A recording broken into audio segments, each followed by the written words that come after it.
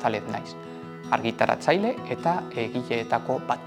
Liburu honen izena da 50 urte zientzia eta teknologia zabaltzen. 2020 urtean argitaratu zen, baina honen atzean dagoen proiektua martxan ipini genuen 2018 urtean.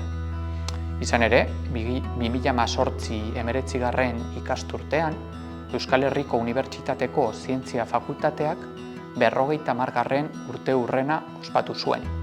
Ikasturte horretan hainbat ekitaldi eta jarduera antolatu ziren, eta pentsatu genuen ideia paregabea zela gure fakultateak gizartean izan zituen ekarpenak plazaratzeko.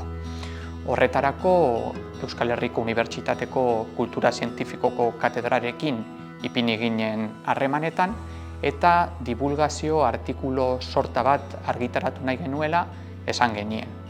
Horrela, artikulu batzuk atera ziren Zientzia Kaieran blogean euskeraz eta Kuaderno de Kultura Zientifikoa delakoan erderaz. Blog horien arduradunak Usune Martínez eta Cesar Tome liburu honen argitaratzaileak ere badira. Artikuluak aukeratzeko dekanotzatik deialdi bat egin zen eta ikertzaileek, irakasleek, ikasle horiek parte hartu zuten. Horrela guztira 53 artikulu lortu ziren.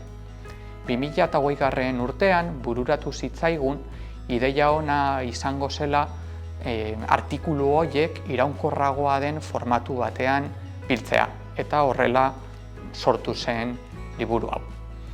Liburu hau hainbat ataletan dago bananduta eta atal horiek bat datoz fakultatean jorratzen diren jakintza arloekin.